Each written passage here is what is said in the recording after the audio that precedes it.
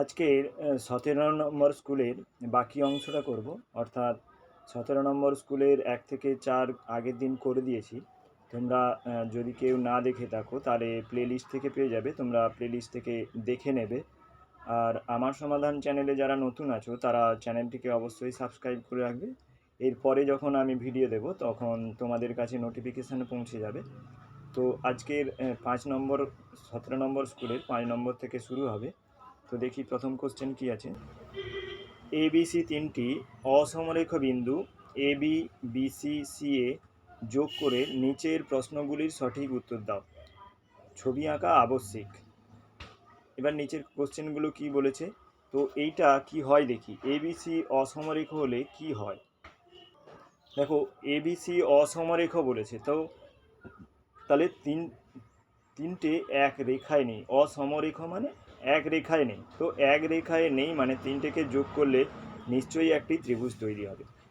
তারপরে বলেছে যে কোশ্চেনগুলোর উত্তর বলেছে, উত্তর চেয়েছে যে এবিসি এবিসি যে কোণ এ বি সি কোণ, এই কোণটার বিপরীত বাহু কোনটা। তো এই কোণের বিপরীত বাহুটা হবে, এই কোণটার বিপরীত বাহু হবে জাস্ট বিপরীতে যেটা আছে মানে এসি।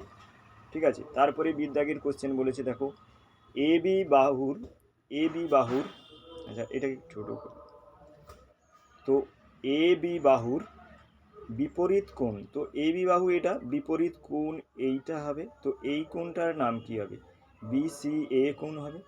তারপরে বলেছে বিসি বাহুর বিপরীত কোণ, এটা বিসি বাহু, তো এর বিপরীত কোণ এইটা হবে, তো এই কোণটার নাম কি হবে, বিএসি কোণ।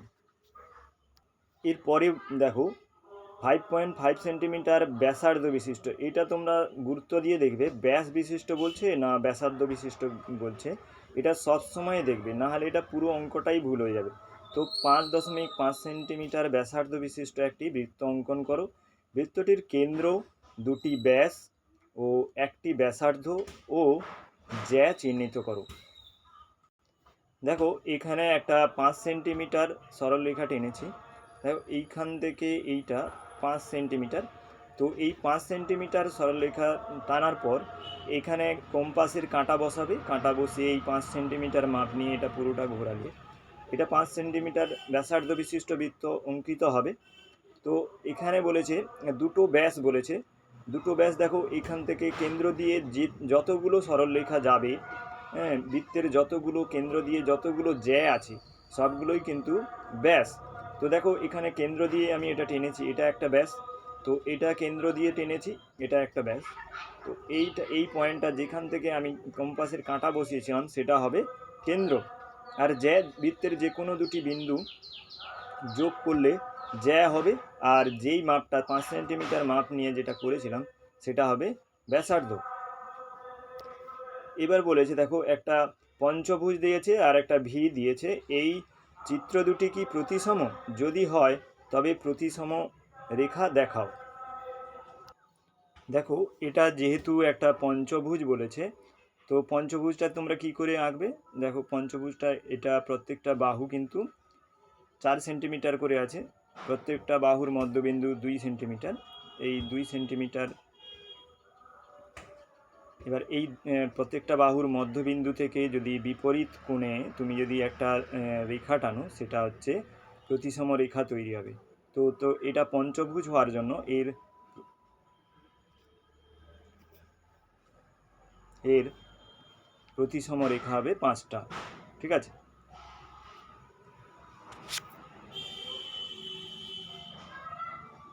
আর দেখো ভির ক্ষেত্রে প্রতিসম রেখা হবে এই ঠিক মাঝখান দিয়ে, তো ভির ক্ষেত্রে প্রতিসম রেখা হবে একটা। ঠিক আছে। এরপরে আছে দেখো চাঁদার সাহায্যে 60 ডিগ্রি কোণ অঙ্কন করে কোণটি পেন্সিল কম্পাসের সাহায্যে সমদ্বিখণ্ডিত করো। এটা তোমরা পারবে, একদম সহজ আছে, চাঁদার সাহায্যে 60 ডিগ্রি কোণ আঁকবে সেটাকে পেন্সিল কম্পাসের সাহায্যে সমদ্বিখণ্ডিত করতে পারবে। তারপরে বলেছে দেখো স্কেল ও পেন্সিলের সাহায্যে 8 সেন্টিমিটার দৈর্ঘ্যের একটি সরল রেখাংশ অঙ্কন করো। স্কেল ও পেন্সিল কম্পাসের সাহায্যে সরল রেখাংশটিকে সমদ্বিখণ্ডিত করো এবং প্রতি খণ্ডের দৈর্ঘ্যটা মাপো। দেখো এখানে 8 সেন্টিমিটার একটা দৈর্ঘ্যর বাহু টেনে নেবে, সরলরেখাংশ টেনে নেবে। টেনে নেওয়ার পর এখানে কাঁটা বসিয়ে, কম্পাসের কাঁটা বসিয়ে এখানে কাটবে, উপরে কাটবে, এখানে নিচে কাটবে, আবার এখানে কাঁটা বসিয়ে এখানে কাটবে, এখানে কাটবে। দুটোকে যোগ করে দিলে এই যে রেখাটা পাবো, এটা এ বি সরলরেখা সমদ্বিখণ্ড।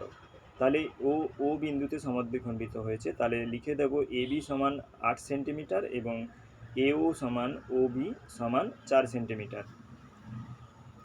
এরপর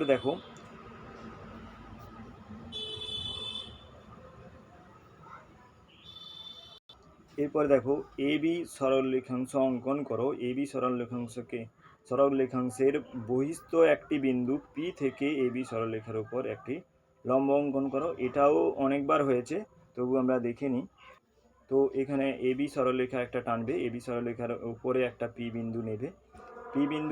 পি বিন্দুতে কাঁটা, কম্পাসের কাঁটা বসিয়ে এখানে এই এ বি সরলরেখাকে দুটো জায়গায় কাটবে। তারপরে এখানে কাঁটা বসিয়ে এই জায়গায় কাটবে, এখানে কাঁটা বসিয়ে এই জায়গায় কাটবে। তারপর পি বিন্দুর সঙ্গে এই বিন্দুটা যোগ করে দিলে তাহলে এ বি সরলরেখার উপর পিএল লম্ব হয়ে যাবে। এরপরে বলেছে দেখো, একটি বিদ্যালয়ে ষষ্ঠ শ্রেণীর 30 জন ছাত্রছাত্রীর ওজন দেওয়া আছে এবং সেটাকে পরিসংখ্যান বিভাজন তালিকা, ট্যালি মার্ক দিয়ে পরিসংখ্যান বিভাজন তালিকা তৈরি করতে হবে। দেখো এখানে ষষ্ঠ শ্রেণীর 30 জন ছাত্রীর ওজন দেওয়া আছে, এটা ওজন দেওয়া আছে। এবার 31 কেজি ওজনের কজন আছে, ট্যালি মার্ক দিয়ে সেটা বলছি, একজন আছে, সেই জন্য এখানে পরিসংখ্যান 1 হয়েছে। তোমরা ট্যালি মার্ক করার সময় এই পরিসংখ্যানটা কিন্তু লিখবে না, ট্যালি মার্ক প্রথমে মেলাবে, তারপরে এই পরিসংখ্যানগুলো লিখবে। দেখো ট্যালি মার্ক 32 কেজি ওজনের আছে 4 জন, 33 কেজি 2 জন, এরকম করে ট্যালি মার্ক করবে। এবার যখন 5 জন হবে তখন 4টে দাগ টানার পর এটা ক্রস হবে, মানে 35 কেজি ওজনের 5 জন আছে, সেই জন্য এটা 4টে দাগ কাটার পর তারপরে এটা ক্রস হবে। তো এটার মানে বুঝে নিতে হবে, এটা 5টা। তো তাহলে এখানে টোটাল কত হিসেব করবে, টোটাল এখানে হিসেব করলে দেখা যাচ্ছে এটা 30 আছে। তারপর তোমরা এই পরিসংখ্যানটা লিখবে। টোটাল যদি কম হয়ে যায় তারপরে একবার মেলাতে হবে, 30 জনের কম হলে এটা মেলাতে হবে, কোনো একটা কম পড়েছে তখন মিলিয়ে তারপরে এই ট্যালি মার্কটা, এই পরিসংখ্যানটা লিখবে। এরপরে দেখো দুটো স্তম্ভচিত্র আছে দুটো, তার মধ্যে আমি একটা বলে দিচ্ছি, সেকেন্ডটা বলে দিচ্ছি। দেখো কোনো একটি দোকানের এক সপ্তাহে ব্যাগ বিক্রির তালিকা দেওয়া আছে। সোমবারে ব্যাগ বিক্রি হয়েছে 40টা, মঙ্গলবারে 30টা, এরকম করে বিক্রি হয়েছে। হ্যাঁ, নিজের সুবিধে মতো স্কেল দিয়ে এই তথ্য থেকে একটি স্তম্ভচিত্র অঙ্কন করো। দেখো এই দিকে তোমরা কি নেবে, বারগুলো নেবে, আর এই দিকে কি বলে ব্যাগ বিক্রির সংখ্যা নেবে। হ্যাঁ ঠিক আছে। এবার প্রত্যেক একটা ছোট ঘর মানে 5টি করে ব্যাগ, তাহলে এখানে 5 লিখবে, 10, একটা 5 হলে দুটো 10 হবে, 15 হবে, এরকম করে লিখে যাবে। তো সোমবারে 40টা বিক্রি হয়েছে, তো 40-এর সোজা এখানে একটা দাগ টেনে এটা স্তম্ভ তৈরি করবে। মঙ্গলবারে 30টা, আর বুধবারে 20টা, বৃহস্পতিবারে 25টা, আর শুক্রবারে 35টা, শনিবারে 30টা, এরকম করে করতে হবে।